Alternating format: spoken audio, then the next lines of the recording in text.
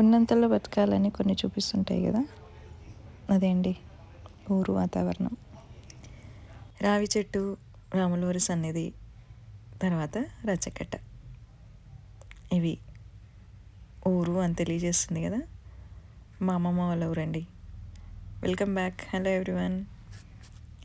ఇలాంటివి అయితే మిస్ అవుతాము. ముందుగా రాములవారి దర్శించుకొని ఆయన నమ్మిన బంటు ఆంజనేయ స్వామిని కూడా దర్శించేసుకున్నాము.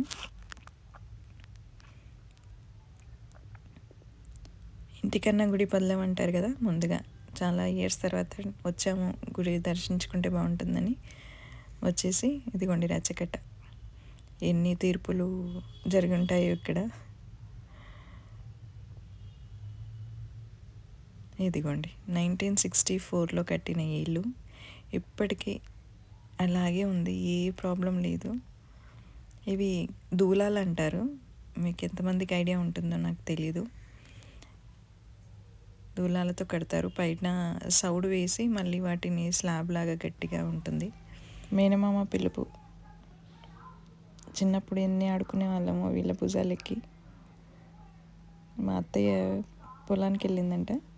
ఇదిగోండి మా అమ్మమ్మ తాతయ్య, I miss them a lot. ఇదేమో కిచెన్, అప్పట్లో జాలడి కిచెన్లోనే ఉండేది. కొంచెం పక్కన ఇల్లు లేనందుకు వీళ్ళు మళ్ళీ కొంచెం గోడలా కట్టుకున్నారు. ఇది కొంచెం మాడిఫై చేసుకున్నారు. అప్పుడైతే కిందనే వంట చేశారు. ఇదేమో పొగ సట్టం, ఎగ్జాక్ట్లీ లైక్ మన చిమ్నీ. చూడండి, అప్పుడు తెలుసో తెలియక ఆడవాళ్ళకి పొగ ఇబ్బంది లేకుండా, క్యాన్సరస్ ఇలాంటివి ఏమి లేకుండా ఇలా పొగ బయటికి వెళ్ళిపోవడానికి ఉండేది. చిన్న గూళ్ళు. ఇదేమో దేవుడి మందిరం. స్విచ్ బోర్డులు ఎక్కడ ఉన్నాయనేది కూడా తెలిసింది. సమ్ అన్ఫర్గెటబుల్ మెమరీస్ లాగా నాకు ఇది ఉండేది. ఇప్పుడు టీవీ చూసేవాళ్ళం, మా తాతయ్య వాళ్ళు వచ్చేవాళ్ళు, స్నాక్స్ తెచ్చేవాళ్ళు. ప్రతి ఒక్క లైఫ్లో ఇలాంటి అమ్మమ్మ తాతయ్య, నానమ్మ తాతయ్య మెమరీస్ అయితే ఉంటాయి. మనం ఎంత పెద్దగా పిల్లలు ఉన్నా కూడా మనకు అవి ఎప్పటికీ మర్చిపోలేము. అప్పట్లో మా ఇంట్లో పెద్ద టీవీ ఉండేది. ఇప్పుడు డోర్ ఉండేది, లాక్ వేసేవాళ్ళు. అందరు ఇంట్లో నిండిపోయేవాళ్ళు. ఇంకా కిటికీ ఓపెన్ చేస్తే కిటికీలో నుంచి కూడా చూసేవారు. ఎస్పెషల్లీ చిత్రలహరి ఇవి. ఇంకా సండే 4 గంటలకైతే సినిమా వస్తుందని అందరూ 3:30కి వచ్చేవాళ్ళు. చక్కగా దూకొని పూలు పెట్టుకొని వచ్చేవాళ్ళు అందరూ.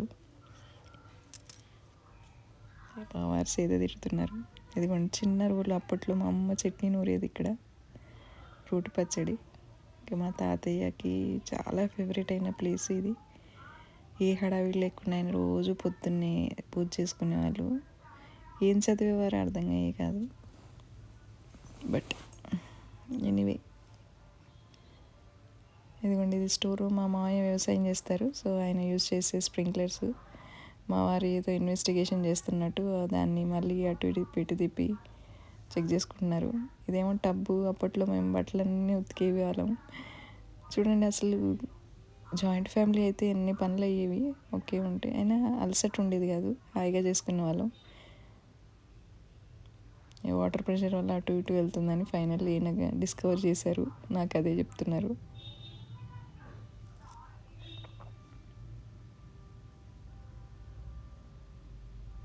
ఎంత టెక్నాలజీ వచ్చేసింది కదా ఇప్పుడు. బిందెలు మనం తడిపి కరిగించేసి గిన్నెలు చేసుకుంటున్నాము. ఇక్కడ చూడండి, ఇవి పాతవి. అప్పట్లో మా అమ్మమ్మ తాతయ్య దాచుకునే వాళ్ళు ఇవి.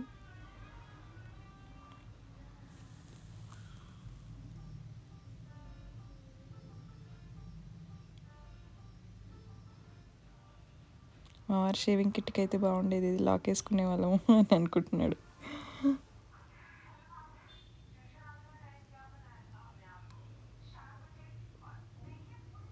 పాత పెట్టెలు ఇవి. మా మేనమామ, మా అమ్మ, నాన్న. మా ఊరికి వచ్చేసాము. ఇంకా వచ్చేసి మా అన్నయ్య పొలం దగ్గరికి వచ్చాము. ఇక్కడే వంట చేశారు మా అన్నయ్య పొలం ఇది. దీని గురించి మళ్ళీ ఇంకో వీడియో. లాస్ట్ టైం చెప్పాను ఫామ్ హౌస్ గురించి. ఈ ఫామ్ హౌస్లో మళ్ళీ ఇంకా వర్క్ నడుస్తుంది, వాటి కోసం వచ్చాము. చూడండి, ఇంకా పిల్లలు ఈ ఫామ్ హౌస్లో పతంగులు ఎగిరేస్తున్నారు మా పిల్లలు.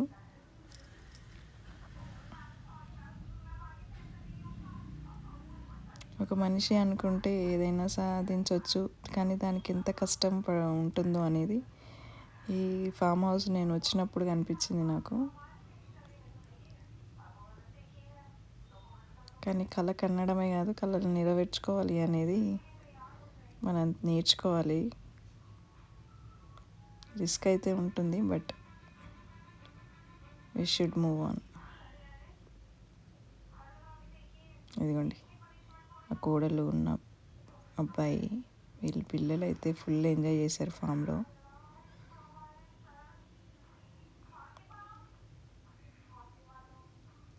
ఈవినింగ్ అయిపోతుంది, మళ్ళీ మేము హైదరాబాద్ బయలుదేరాలి అనేసి అక్కడ నుంచి ఇంటికి వచ్చేసాము.